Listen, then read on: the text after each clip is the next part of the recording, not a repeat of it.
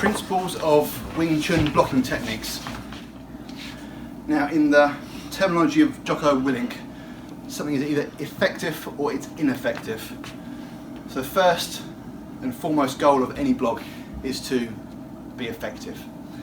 The second one is the position of the hand. So we're going to talk about blocking in general terms. So if Jason holds his hand out, okay. My goal as a Wing Chun practitioner is to control the lead elbow. That's it.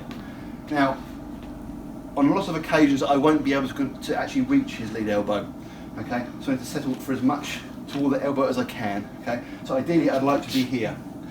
Realistically, if I'm out of range or in a kind of a pre-contact range, I'm going to be going for as much of the arm as I possibly can.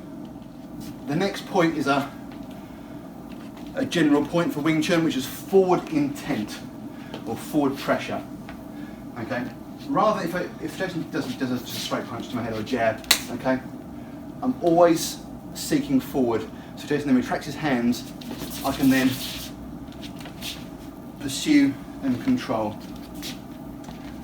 What I'm not doing is anything that's not forward, because it's giving my opponent energy which they can use against me.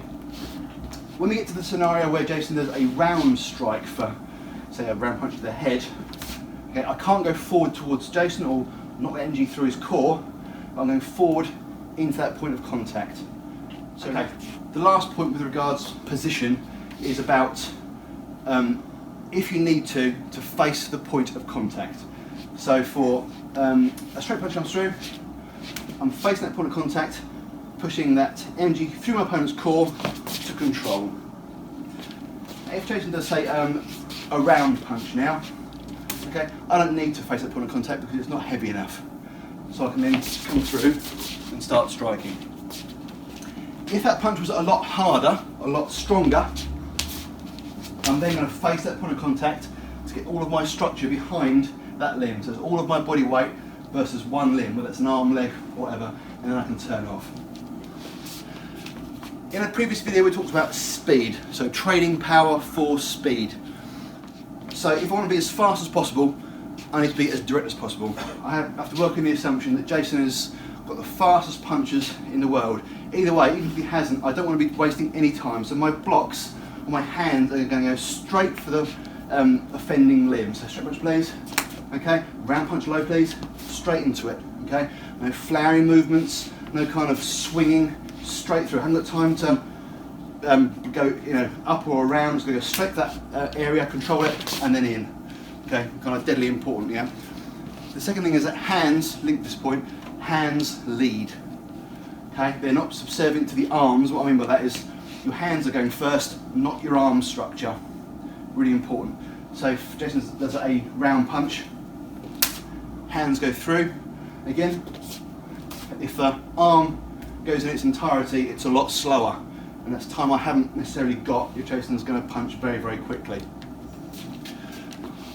Next point with regards to speed is hands before feet. I before E, but with feet. Right, round punch please. Okay.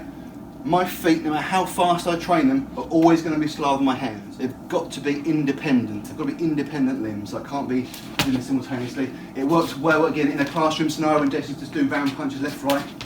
It's all fine and good. When he does two very quick punches in quick succession, I've got no chance to come round realistically.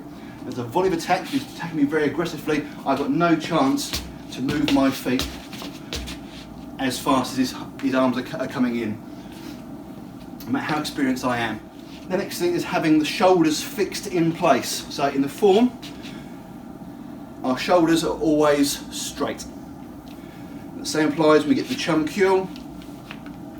If these are locked, these hands then can then work independently, which makes them faster. The more shoulder movement there is, the slower the whole structure becomes, and obviously the more speed I lose.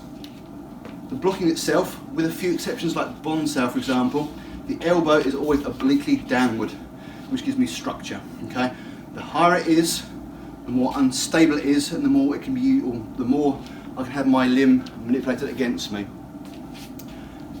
Second thing, my elbow at least 2 fists away from the chest. If my elbow is any more contracted than this, I can have my structure compromised and I can be collapsed completely. Okay, the last point as well, which I've mentioned before, is that elbows are always at least slightly bent. Okay, there's no straight movement. Any grappler or jiu-jitsu practitioner will tell you a straight limb is a gift. It's an arm break, it's a pull, it's a trap. Okay, so everything we do is with a bent arm. Secondly, a bent arm is more responsive than a straight arm. It's very hard, or a bit more difficult and slower, to unbend a straight arm than it is to move a bent arm into another position quickly. So they're the general principles for all blocks. Thank you.